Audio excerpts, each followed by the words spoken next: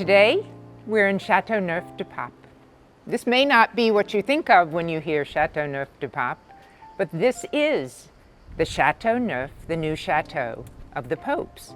And when the papacy moved to Avignon in the 14th century, this was their summer home where they built their vineyards. But we're not here for that today. Today, we want to learn about the most famous in the world wine of Châteauneuf-du-Pape. And thankfully, I have a wonderful expert to join us and teach us why the wines of this region are so renowned and so delicious.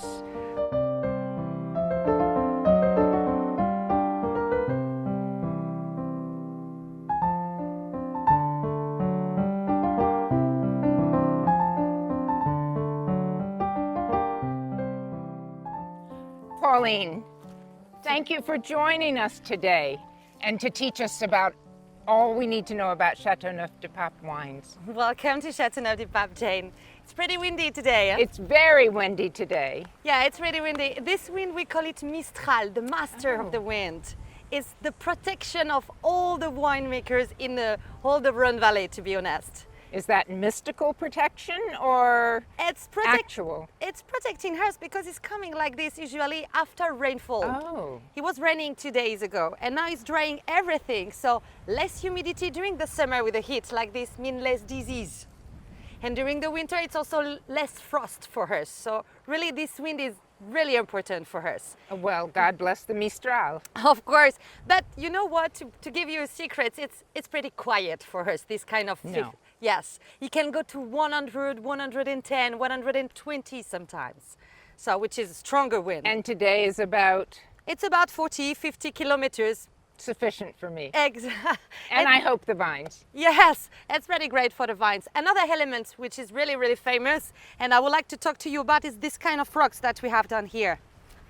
These ones, yes. I've never seen vineyards with this many rocks. Yeah, and there is not too much on this field, to be honest, because sometimes you can have more than that. 70% of the soil sometimes is just made in with that. So they're very warm. They're really warm. This is really a good point, Jane, because this one keeps the heat during the day and restore to the floor during the night, during the winter. It's a protection for the frost during the winter. So that's how they protect the vines. Yes, and also during the summer is making more maturation of our fruit before to harvest them. Because you see, the fruits are really close to the ground. Yes. Because of the wind. We couldn't make it too high anyway. It's gonna fall. And so the fruit are really close to them, so they make more maturation. It's like a little sense that we have everywhere on the floor. The magic of the wind, the magic of the rocks. Nature gives to us beautiful condition to grow up vines here, to be honest. My little bit of wine knowledge knows that you blend wines in Châteauneuf-du-Pape. And tell me about that. How many varieties? Are they always blended? We do, yes, we do. Most of the time we do blending, like 90% of the time is blending wine, and one of the 13 different type of grapes. Yes, 13 different type of grapes that we grow up here is really famous. We call it Grenache. Grenache. Grenache is the god of Châteauneuf-du-Pape.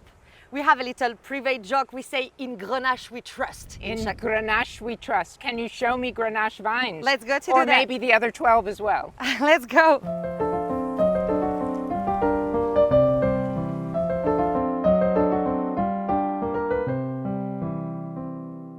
So now, Jen, we are inside the vineyard, in the middle of the Grenache. This is beautiful. That's it. Apart from the taste, to be here in this view in the valleys. Yeah. These vines look so old.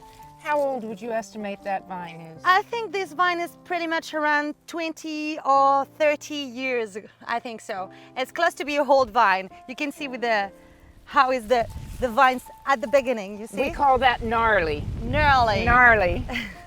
So yes, the Grenache is really important here. Represent 50% minimum all the time in each bottle of red Châteauneuf-du-Pape. So if you have a bottle of red, you know it's 50% Grenache. Yeah, minimum, because we don't have to put 50% systematically, but this is the identity of Châteauneuf-du-Pape.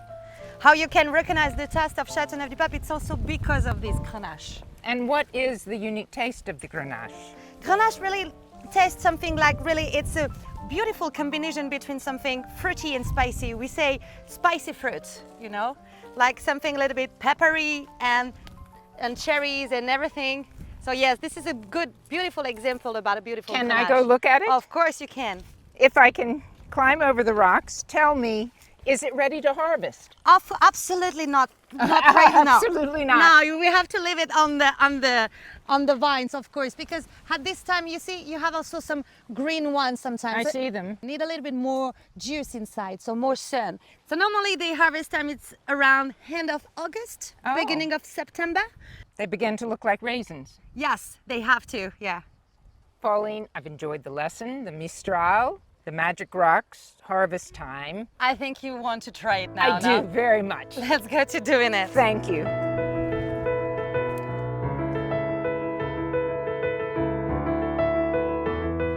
We left the vineyards after a windy morning, during which Pauline had taught me so much.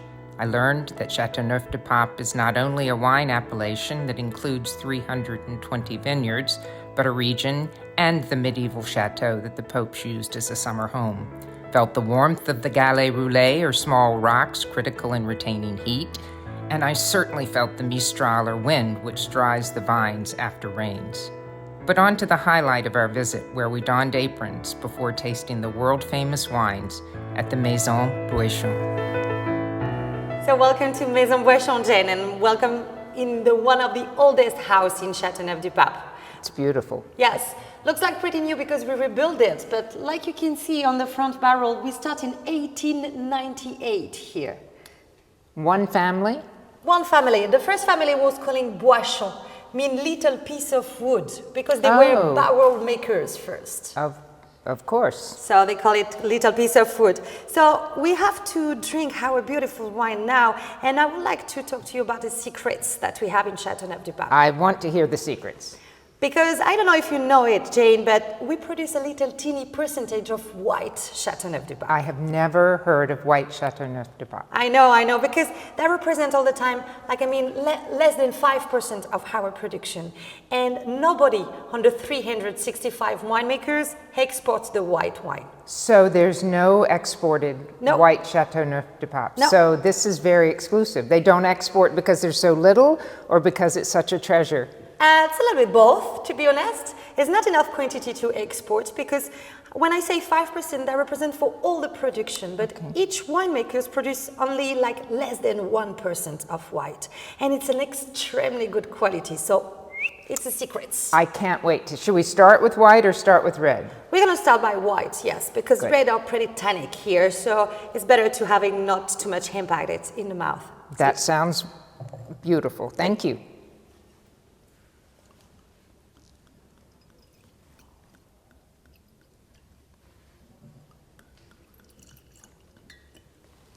So when we're tasting wine, what I say all the time, that it's better to take the glass only by the stem, usually. Not like this or not like that. Otherwise, we're going to warm the glass, and we're going to less feel the flavors that we have inside, more the alcohol sensation. So this is why, anyway. So like you can see, you have a beautiful colors, really transparent wine. Really, really transparent. Meaning usually that it's a young wine. Okay. So when was this bottled? So this bottle is picked, the grapes are picked in 2020. Oh, okay. So very young. 2 years ago. Okay. Yeah, because like I say, it's before, we harvest in September. So it's going to be 2 years only in September. Okay. If you smell the first bouquet, it's pretty sweet, this kind of smell. We can recognize Very sweet. some pear, some green apple like this that we can recognize. But you know what? It's better flavors. It's better. It's stronger sensation if you turn a little bit the wine before. Yeah, perfect. You can also use the barrels, which is also good to do some circle like this. I like that. Yeah. And what I say all the time, that after a couple of glasses, less dangerous on the table anyway. That's great advice. And you brought one of the rocks from the vineyard, the magic rocks. Yeah, we have all the time one closer than hers. And now you can smell it, it's stronger perfume. And what we didn't smell before, but now it's down, it's the white flowers. That's really we have a type of grapes called a roussanne, which is pretty flowery. Definitely, and less sweet smelling. Exactly, less sweet smelling, a little bit more, fresh. Something like citrusy, also something like this. It's good to try it now. And I would like to say, à votre santé, Jane. À votre santé et merci. You're welcome.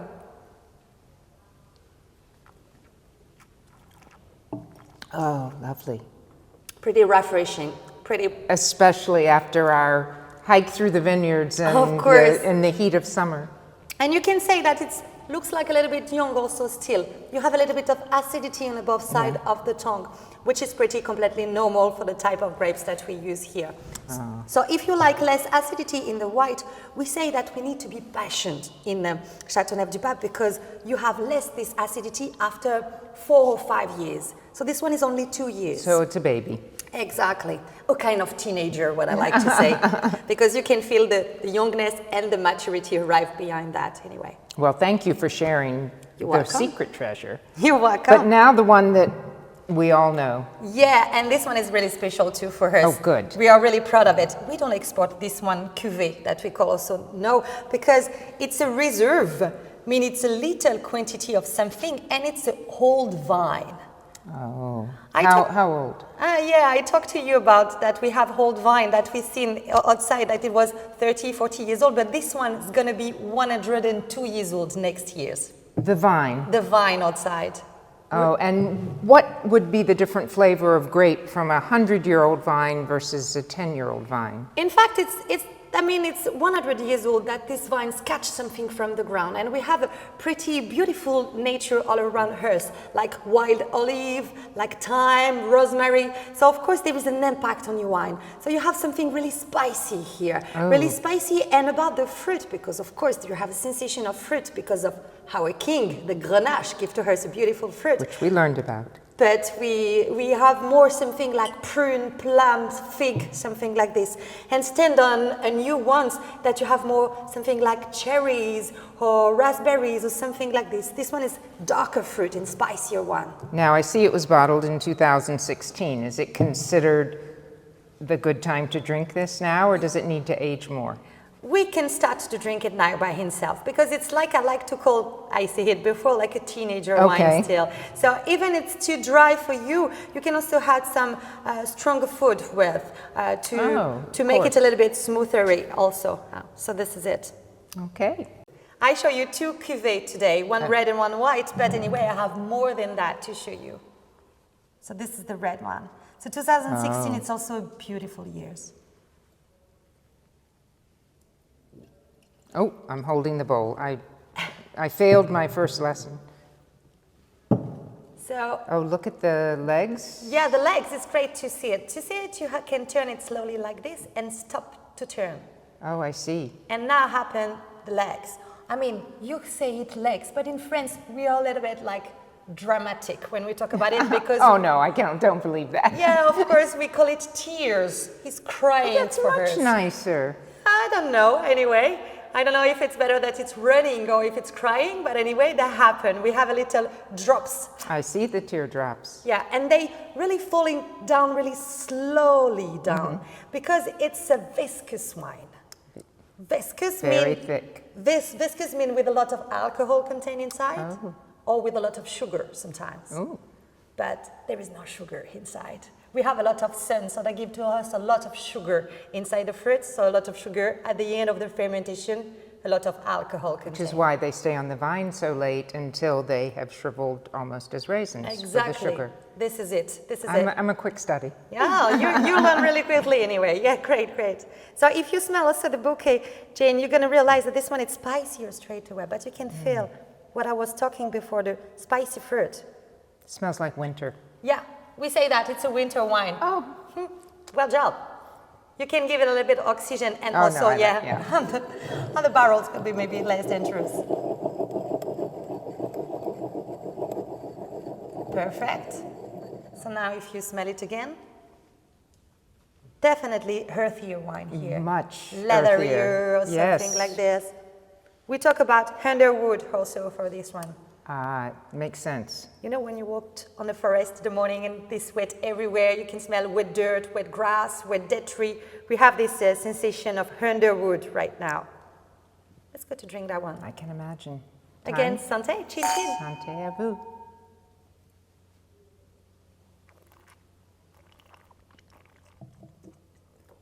You see, strong in the smell, but really smooth in the Very mouth. smooth. Really, very smooth. A kind of velvet sensation right now. Oh, it's really divine. I really love it too. But this is why I say it's a teenager, you see? You see, Jen, we can anyway feel the tannins, the dryness sensation happen in the tooth, around the tongue, which is the youngness still, which is pretty present, but it's really getting away really quickly because the maturity arrived really quickly behind, I can tell it. And it's a wine that we call long in the mouth at the end. Oh, that is magnificent. I love it. We were chatting earlier off camera, and you said something that I really loved that I'd like to repeat. You said you like visitors to your chateau to take back souvenirs of memories. Exactly. And it's just such a beautiful saying for everything with travel, but particularly with wine, and the memories that you've associated with the wines, Of with the course. vineyards, will be the ones I take home. Perfect. And till I return and taste these when they're grown-ups. Thank you so much, Pauline. You're welcome. It's been a wonderful day here. It was in really great. Châteauneuf-du-Pape. Thank you to visit us anyway. Santé. Santé again. We have to finish that now. Oh, yes. Oh,